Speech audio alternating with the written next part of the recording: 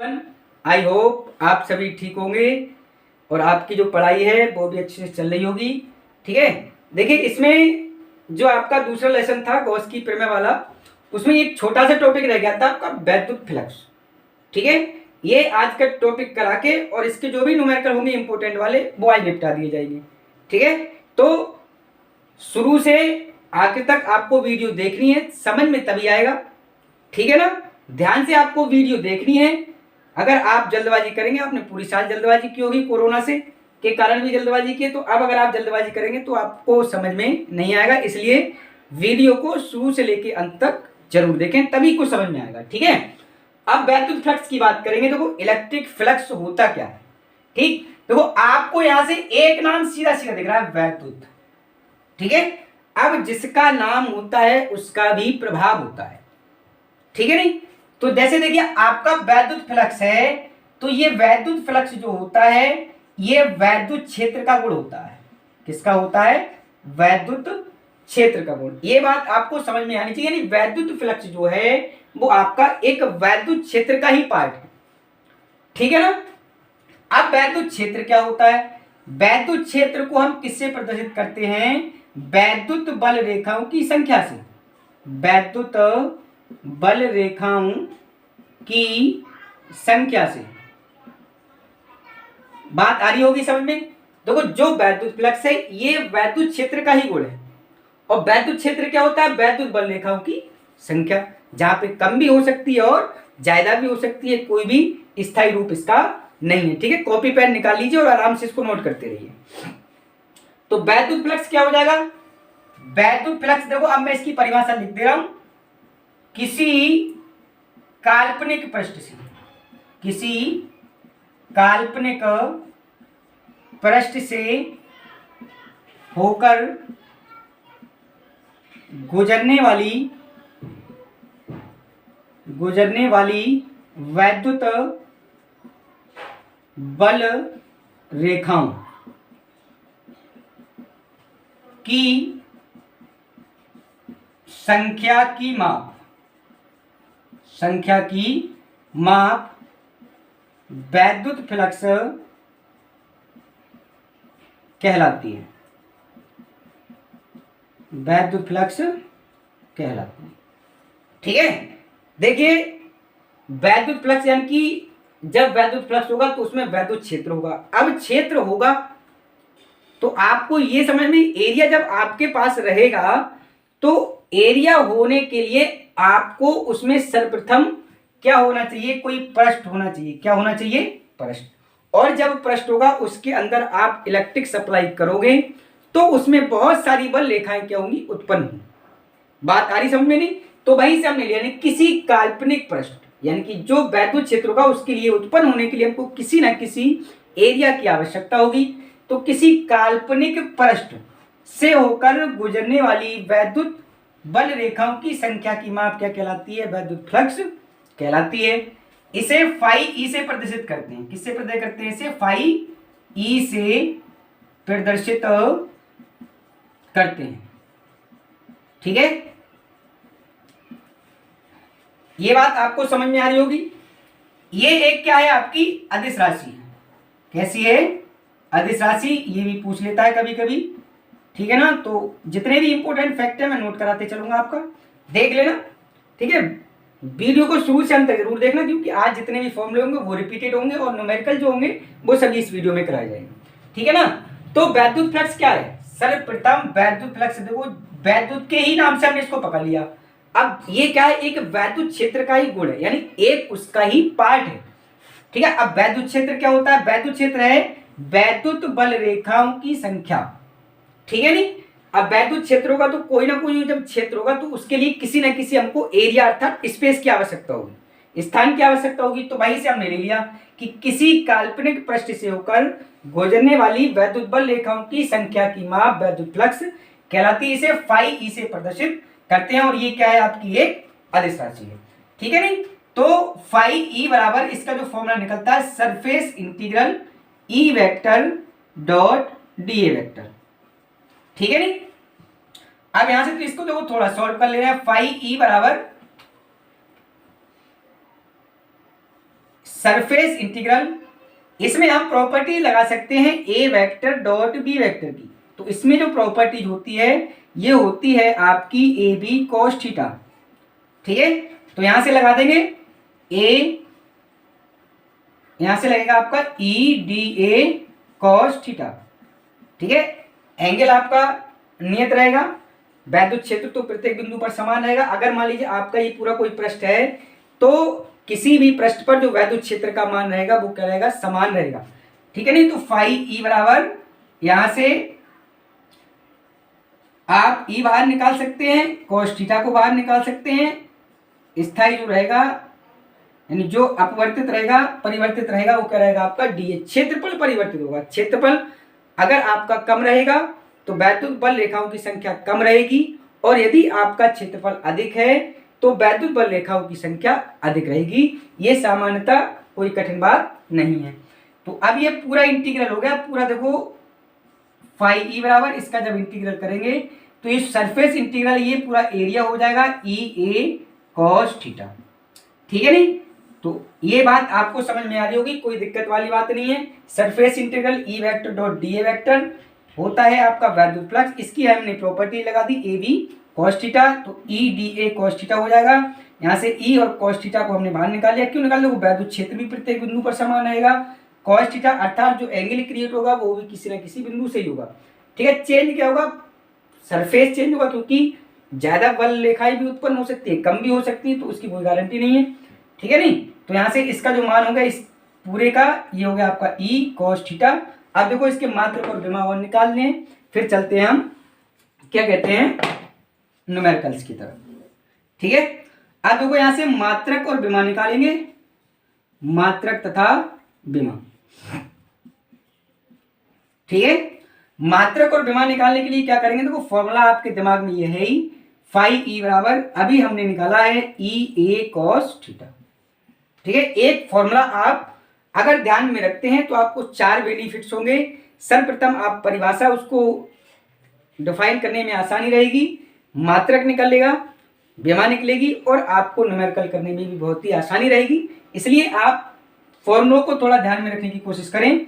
अब देखिए चूंकि यहां से कॉस थीटा का तो कोई मात्रक होता नहीं, तो चूंकि कॉस थीटा का मात्रक तथा विमा कुछ भी नहीं होता, ठीक है। विमा नहीं होती, होता है होती, दोनों लगे हुए हैं, कोई दिक्कत वाली बात नहीं, ठीक है। तो फाई ई बराबर यहाँ पे कितना बचेगा आपका ई ए। पहले मात्रक की बात कर लेते हैं, ठीक है, क्यों मात्रक की लिख दिया पहले, तो मात्रक की बात कर ले रहे हैं, ठीक है। देखो ई क्या है आपका वैद्युत क्षेत्र है, वैद्युत क्षेत्र के लिए मैंने बताया था ई बराबर होता है आपका एफ अपॉन क्यू नॉट, ठीक है। तो इसका जो मात्रक निकलता है वो निकलता है, देखो बल का मात्रक न्यूटन हो गया, अब इसका मात्रक क्या हो गया कूलम। तो इसका जो मात्रक निकलता है वो कितना निकलता है, न्यूटन बटे कूलम निकलता है, ठीक है। क्या निकलता है, न्यूटन बटे कूलम, ठीक है। यानी जो आपका ई था वैद्युत क्षेत्र, इसकी जगह हमने क्या लगा दिया न्यूटन बटे कूलम। ये आपका एरिया हो गया, तो क्षेत्रफल का जो मात्रक होता है वो कितना होता है मीटर स्क्वायर, ठीक है। तो अब यहां से देखो लिख दीजिए, कोई दिक्कत वाली बात नहीं है, यहाँ पे आप लिख सकते हो न्यूटन मीटर स्क्वायर, ठीक है, और इंटू कूलम की पावर -1 या कूलम इनवर्स। ये क्या हो गया आपका मात्रक हो गया, ठीक है। अब यहां से आप विमा निकाल सकते हो। देखो विमा के लिए क्या करेंगे, फाई ई बराबर बल की विमा यहाँ पे लगानी है, न्यूटन है, बल की विमा लग जाएगी, यहाँ आवेश की लग जाएगी, और किसकी लगा देंगे हम क्षेत्रफल की विमा लगा देंगे, ठीक है। चलिए बल की विमा देखो आपकी होती है mL/t-2, ठीक है, और आवेश की जो विमा होती है वो कितनी होती है आपकी 80 होती है, और ये आपका क्षेत्रफल है, इसकी जो विमा होती है वो कितनी होती है L², ठीक है। कोई दिक्कत वाली बात नहीं होगी इसमें। अब m को आप ऐसे ही लिखे रहने दीजिए, mLT का सीक्वेंस कर लीजिए। m देखो l की पावर 2 और एक l ये है, l की पावर कितनी हो जाएगी 3, ठीक है, और t की पावर देखो -2 यहाँ पे है, एक t है, तो ये भी ऊपर जाएगी, तो ये माइनस की कितनी हो जाएगी 3, ठीक है, और a की पावर -1, ठीक है। तो ये क्या हो गई इसकी बीमा। एक बार फिर से देख लीजिए इसको, मैं जल्दी से बता रहा हूँ। वैद्युत फ्लक्स क्या है? वैद्युत फ्लक्स एक वैद्युत क्षेत्र का ही गुण है। अब वैद्युत क्षेत्र क्या होता है? ये वैद्युत बल रेखाओं की संख्या डिफाइन करती है। तो किसी काल्पनिक पथ से होकर गुजरने वाली वैद्युत बल रेखाओं की जो संख्या की माप होती है वो क्या कहलाती है? वैद्युत फ्लक्स कहलाती है। इसे फाई ई से प्रदर्शित करते हैं। ये क्या है? आपकी एक अदिश राशि है। वैद्युत फ्लक्स जो होता है फाई ई बराबर surface integral E vector dot D A vector. इसमें मैंने प्रॉपर्टी लगा दी। A vector dot B vector की प्रॉपर्टीज कितनी होती है हमारी? A B cos theta. ठीक है ना? तो यहां से लगा दी E D A cos theta हो जाएगा। ई कॉस थीटा को बाहर निकाल लिया। ये आपका डी ए सरफेस इंटीग्रल में रहेगा। इसका जो पूरा सरफेस हो जाएगा एरिया ए हो जाएगा, कॉस थीटा हो गया। ठीक है नहीं? और इसकी मात्रक और विमा निकाल लेंगे। तो ई ए कॉस थीटा का मात्रक विमा नहीं होता, तो फाई बराबर क्या हो जाएगा आपका? ये बचेगा। ई वैद्युत क्षेत्र का देखो मैंने ये न्यूटन बटे कूलम यहाँ से आपको निकलवा दिया। न्यूटन बटे कूलम और एरिया का मात्रक मीटर स्क्वायर। तो न्यूटन मीटर स्क्वायर और कूलम की पावर -1। ऐसी मैंने क्या निकाल दी? विमा निकाल दी mL/t-2। ठीक है? बल की विमा रख दी। और ए टी किसकी होती है? आवेश की। और एल स्क्वायर ये हो गया। इसको मैंने हल कर लिया, कोई दिक्कत वाली बात नहीं है। स्क्रीनशॉट ले रहा हो तो स्क्रीनशॉट ले लीजिए इसका। फिर चलते हैं हम लोग न्यूमेरिकल की तरफ। ठीक है? तो देखिए ये आपका न्यूमेरिकल है पहला। ठीक है? और गॉस की प्रमेय पर आधारित ये न्यूमेरिकल है। ध्यान से पढ़ेंगे। ये पहला न्यूमेरिकल मैं कराऊंगा और इसी के आधार पर ये दूसरा न्यूमेरिकल ये होमवर्क में रहेगा, आपको घर से करना है, कर लेना। ठीक है? इंपोर्टेंट न्यूमेरिकल है, इस चक्कर में ना रहिएगा कि सब ऐसे ही चल रहा है, तो थोड़ा ध्यान से देखिएगा। ये कह रहा था यदि 17.7 पिको कूलम आवेश 10 सेंटीमीटर भुजा वाले घन के केंद्र पर रखा है। ठीक है? तो घन की प्रत्येक सतह से निकलने वाला वैद्युत फ्लक्स ज्ञात कीजिए। ठीक है? सर्वप्रथम न्यूमेरिकल हल करते समय एक ही बात का ध्यान रखना, घास नहीं काटनी है, थोड़ा आराम से उसको पढ़ना है कंडीशन को समझते हुए। तो ये देखें, ये कह रहा था 17.7 पिको कूलम आवेश। तो आपको पता है कि जो आवेश होता है हम उसको किससे प्रदर्शित करते हैं? क्यू से। यहाँ पे हमको दिया क्या है? आवेश दिया है। ठीक है? जो दिया है वो लिख लीजिए।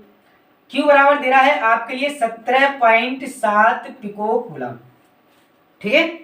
और एक पिको में हमारे कितने कूलम होते हैं? तो 10 की पावर -12 होते हैं। तो इसको हम चेंज कर लेंगे। माइक्रो होता तो यहाँ कितनी लगा देते? 10 की पावर -6। तो 17.7 पिको में कितनी लगा दीजिए? 10 की पावर -12 कूलम है, कूलम हो जाएगा। ठीक है? 10 सेंटीमीटर भुजा घन के केंद्र पर रखा है। तो यहाँ घन बना हुआ है, तो ये जो 10 सेंटीमीटर की भुजा है इसका कोई भी प्रभाव नहीं पड़ेगा। तो घन की प्रत्येक सतह से निकलने वाला वैद्युत फ्लक्स ज्ञात कीजिए। देखो घन किसी ने नहीं देखा तो इस टाइप का आपका घन होता है। ठीक है? और इसमें कितने फलक होते हैं? फलक का मतलब होता है पृष्ठ, यानी कि जो इसके पृष्ठ है वो कितने होते हैं? 6 होते हैं। तो यहां से हम लिखेंगे चूंकि घन में कितने पृष्ठ होते हैं? 6। घन में 6 फलक। फलक का मतलब होता है उसके पृष्ठ। आपने लूडो की गोटी तो देखी होगी, उसमें कितने होते हैं? 6 होते हैं। 1 से लेकर 6 तक के नंबर होते हैं उसमें। ठीक है नहीं? तो सीधी सी बात है, कितने पृष्ठ होते हैं? 6 पृष्ठ होते हैं।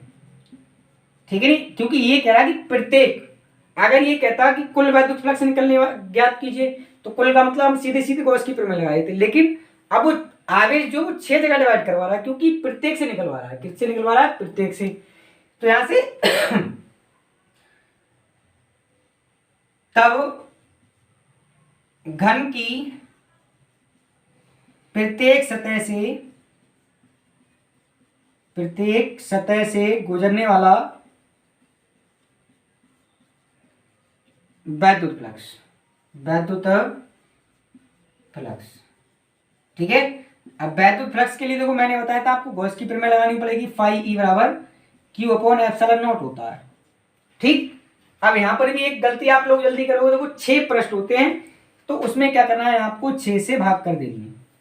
प्रत्येक का मतलब है कि मान लीजिए अगर एक घर में 6 लोग थे, तो एक जो व्यक्ति है उस पर कितना रुपए पड़ेगा। ठीक है नहीं? तो यहां से जो मान है वो लगा दीजिए आप। फाई ई बराबर क्यू का मान देखो आपके पास ये है 17 तो यहां से ये हो गया आपका 17.7 गुणा 10 की पावर -12। ε0 का जो मान होता है 8.85 गुणा 10 की पावर -12। तो -12 से -12 कट जाएंगे। ठीक, आप यहाँ से जब दशमलव हटाएंगे तो कितने बढ़ेंगे 100, और यहाँ से आप दशमलव हटाएंगे तो कितने बढ़ेंगे 10। एक जीरो से एक जीरो आप काट सकते हो, 5 से उसको काट लो, 5 एकम 5, 3 बचेगा 38 हो गया, 5 सत्ते 35 और 5 सत्ते 35। ठीक है, यहाँ पे 1/6 ही चल रहा है आपका। ठीक है, ये ठीक है, तो ये आपका हो गया। देखो 177 से 177 कट जाएगा, 5 से इसको काटेंगे तो 5 दूनी 10। ठीक है, तो 5 ई बराबर कितना बचेगा आपका 2/6, तो 2 एकम 2, 2 तिया 6, 5 ई बराबर बचेगा आपका 1/3। ठीक है नहीं, और जो इसका मात्रक होता है वो होता है आपका न्यूटन मीटर स्क्वायर बटे कूलम। ठीक है, और ये आपका एक घर से सवाल करने के लिए आप इसका स्क्रीनशॉट ले लेना। ठीक है नहीं, सेम ऐसे ही होना है, कोई दिक्कत वाली बात नहीं है। थोड़ा स्वास्थ्य ठीक नहीं है, ठीक है, बाकी वीडियो कल डालेंगे। धन्यवाद।